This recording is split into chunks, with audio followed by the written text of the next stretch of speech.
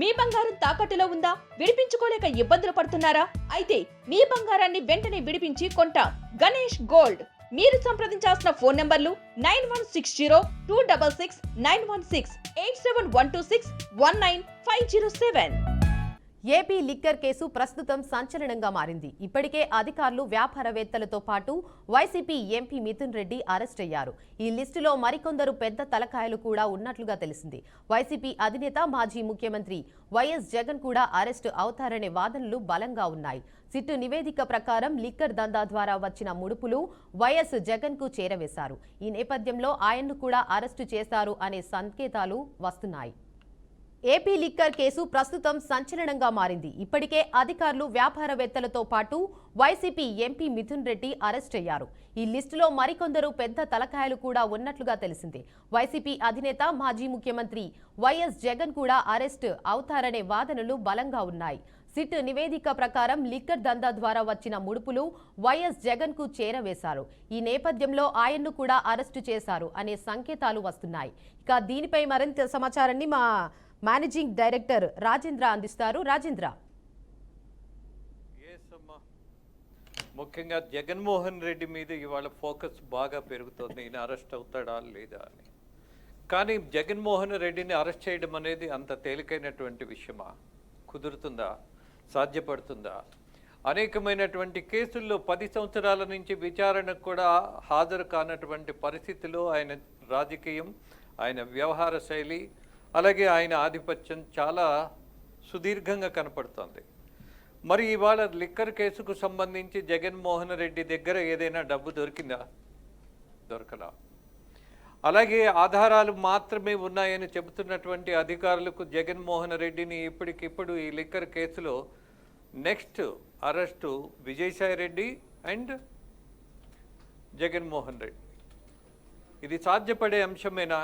మళ్ళీ మరొకసారి విజయసాయి రెడ్డి అండ్ జగన్మోహన్ రెడ్డి జైల్లో కలిసి కొంతకాలం అక్కడే ఉండాల్సిన పరిస్థితి వస్తుందా? స్టోరీ రిపీట్ అవుతుందా? సిబిఐ, ఈడీ కేసుల్లో జైలుకి వెళ్ళిన వాళ్ళు మళ్ళీ ఇవాళ కూటమి ప్రభుత్వం తీసుకున్నటువంటి నిర్ణయాలలో అధికారులు ఇచ్చినటువంటి నివేదికను బేస్ చేసుకొని ఎలాంటి నిర్ణయాలు తీసుకోగలిగే పరిస్థితి ఉంటుంది అని అంటే, ఆఫ్ కోర్స్ ఇవాళ కూటమి ప్రభుత్వం మీద ఒక ముద్ర ఉన్నది. ఆచితూచి అడిగేస్తారు. కేవలం ఏదో ఒక సిస్టంలో వెళ్ళాలంటారు.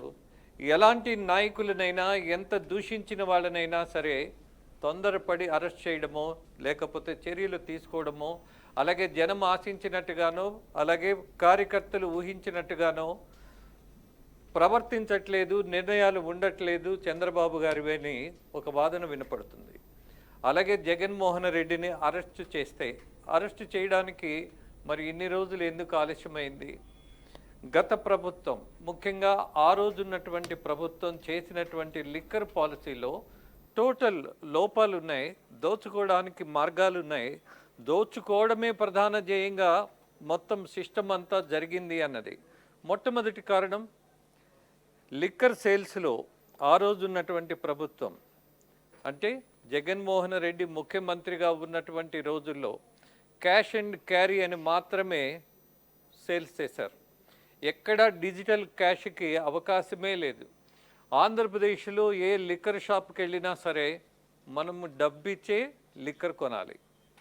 దానికి లెక్క ఉండదు, దానికి ఆడిట్ ఉండదు, దానికి ఏ మాత్రమైనటువంటి ఆధారాలు కూడా ఉండవు.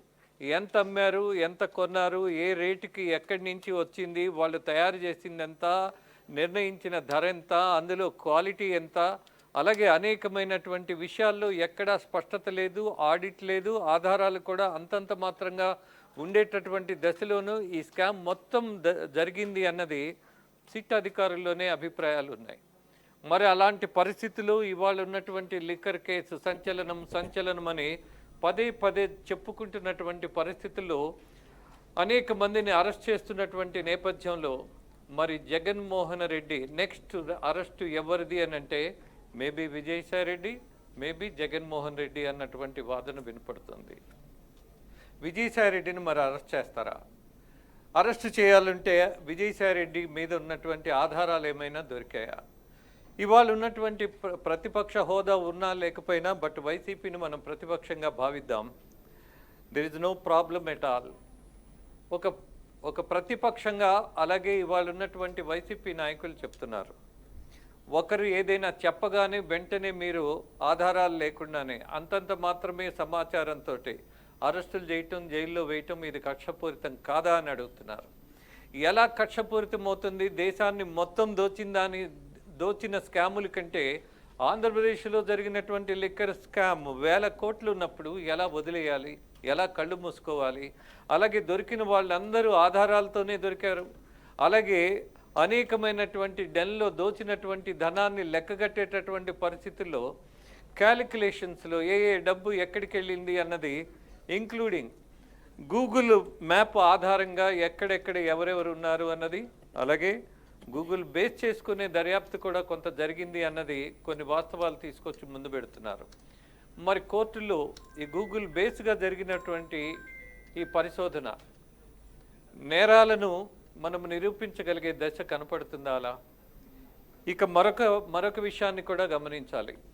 ఇందులో ఒకే ఒక టార్గెట్ జగన్మోహన్ రెడ్డి అయ్యే, జగన్మోహన్ రెడ్డిని మళ్ళీ రాజకీయాల్లోకి కనపడకుండా చేసేటటువంటి ప్రయత్నంలోనే దొరికిన ఆధారాలతోటి అలాగే దొరికినటువంటి దోషులతోటి ఇప్పటికీ మిథున్ రెడ్డితో కలిపి 12 మంది అయ్యారు, జైల్లో ఉన్నారు. బెయిల్కి విశ్వ ప్రయత్నం జరుగుతోంది. కోర్స్ వాళ్ళకి బెయిల్ వచ్చినా ఆశ్చర్యపడక్కర్లా. కారణం ఏంటి? రాజశేఖర్ రెడ్డి సొంత సోదరుడు వివేకానంద రెడ్డిని చంపి 10 సంవత్సరాలు దాటింది. మరి ఆ కేసు ఎక్కడ? దాని మీద చర్యలేవి? దాని మీద ఎందుకని మరి వాళ్ళ కూటమి ప్రభుత్వం మాట్లాడలేనటువంటి దశలో ఉందా, లేక వీళ్ళ చేతుల్లో లేదా? వీళ్ళకు సంబంధించినటువంటి అంశమా? కేవలం సిబిఐ దర్యాప్తులోనే ఆ కేసు విచారణ కొనసాగాల? ఇవన్నీ ప్రశ్నార్థకాలైనప్పుడు ఇవాళ లిక్కర్కు సంబంధించినటువంటి కేసులో కూడా జగన్మోహన్ రెడ్డిని ఇప్పటికిప్పుడు అరెస్టు చేసేటటువంటి ప్రయత్నం జరగడం వల్ల వచ్చేటటువంటి ప్రయోజనం తక్కువ అని కూటమి ప్రభుత్వం రాజకీయంగా ఆలోచించే దశ ఉంటుంది. ప్రభుత్వం వచ్చి 1.5 సంవత్సరాల కాలం ఇంకా దాటలా. ఆ పరిస్థితుల్లో కేవలం చంద్రబాబుని జైల్లో పెట్టారు కాబట్టి ఇవాళ జగన్మోహన్ రెడ్డిని కూడా కక్షపూరితంగా జైల్లో పెట్టారు అనేటటువంటి ప్రచారం చేయగలిగేటటువంటి సమర్థత ఆ పార్టీకి ఉంది. దాంతోపాటు వాళ్ళ సోషల్ మీడియా కూడా అందులో చాలా యాక్టివ్. ఇప్పటికి కూడా పాలకపక్షం అలాగే అనేక రాజకీయ పక్షాల కంటే కూడా వైసీపీ యొక్క సోషల్ మీడియా చాలా యాక్టివ్గా ఉంటుంది. సహజంగా మనం అనుకుంటాం నిజం గడప దాటే లోపు అబద్ధం ప్రపంచాన్ని చుట్టొస్తుంది అని. మరి అబద్ధాలన్నీ ప్రచారం చేసుకుంటున్నారు వీళ్ళు వైసీపీ నాయకులు అన్నటువంటి దశలో అబద్ధమే నిజంగా మారేటటువంటి పరిస్థితి, అలాగే దాన్ని నమ్మేటటువంటి జాలితనం ఉన్నటువంటి కొంతమంది జనం ఉన్నటువంటి ఆంధ్రప్రదేశ్లో మరి జగన్మోహన్ రెడ్డిని అరెస్టు చేస్తే వచ్చే పరిణామాలు ఎలా ఉంటాయి అన్నది ఆలోచించాలి. మరి జగన్మోహన్ రెడ్డిని ఇప్పుడు అరెస్ట్ చేస్తే వచ్చే ప్రమాదం చాలా తక్కువ. ఎన్నికలు దగ్గరలో లేవు. కనీసం అతన్ని ఏదైనా ఒక కేసులో 2 సంవత్సరాలు జైల్లో ఉంచగలిగితే ఆటోమేటిక్గా ఆయన రాజకీయాల్లో మళ్ళీ పోటీ చేయడానికి డిస్క్వాలిఫై అవుతారు. ఇదే దశలో అతన్ని జైల్లో పెట్టడం, అలాగే ఉన్నటువంటి సాక్ష్యాధారాలు బలంగా కనపడడం, అలాగే దర్యాప్తు సంస్థలు ఇస్తున్నటువంటి అనేకమైనటువంటి విషయాలు వాస్తవాలుగా భావించినటువంటి దశలో కోర్టు గనక ఈ సాక్ష్యాధారాలన్నిటినీ నమ్మగలిగితే శిక్ష తీవ్రంగానే ఉంటుంది. పరిణామాలు ఊహించనట్టుగానే ఉంటాయి.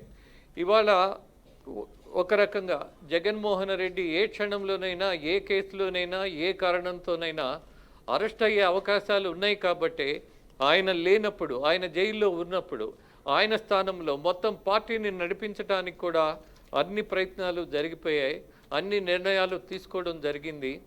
ఆ తర్వాత ఇక రాబోయే రోజుల్లో ఈయన అరెస్టుకి సిద్ధమై కూడా ఆయన వేచి చూస్తున్నాడేమో ఒక రాజకీయ పరిణామం కోసం, లబ్ధి కోసం. బికాజ్ ఆయన 16 నెలలు జైల్లో ఉండబట్టే ముఖ్యమంత్రి అయ్యాడు. అలాగే ఇవాళ మళ్ళీ ఇన్ని జైల్లో పెట్టడం వల్ల వచ్చే పరిణామాల్లో రాజకీయమైనటువంటి ఫలితాలు వైసీపీ పార్టీకి ఉంటాయని వాళ్ళు నమ్ముతున్నటువంటి దశలో జగన్మోహన్ రెడ్డి ఐ థింక్ ఆయన ప్రిపేర్ అయ్యే ఉన్నారు. అరెస్ట్ చేయడమే ఆలస్యం. మరి కూటమి ప్రభుత్వమా లేకపోతే సిట్ దర్యాప్తులో వచ్చినటువంటి వాస్తవాలా, అలాగే కోర్టు ఇచ్చేటటువంటి ఆదేశాల మేరకు ఎలాంటి రాజకీయ నిర్ణయాలు అలాగే న్యాయబద్ధమైనటువంటి ప్రక్రియలు ఉంటాయో వేచి చూడాలి. బట్ జగన్మోహన్ రెడ్డి ఖచ్చితంగా ఎప్పుడో ఒకసారి అరెస్ట్ అవుతాడు అన్నది మాత్రం వాస్తవంగా మనం భావించాల్సిందే.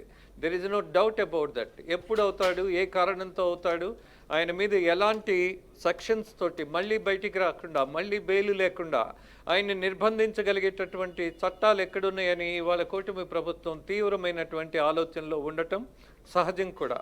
చూద్దాం ఎప్పుడు అరెస్ట్ అవుతాడో. అరెస్ట్ అయిన తర్వాత ఆయన బెయిల్ రాకుండా ఆపగలరా?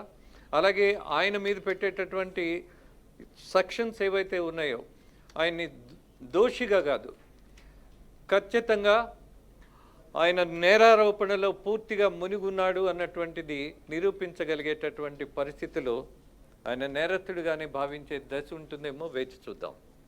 Right, thank you for the update Rajendra Prasad గారు.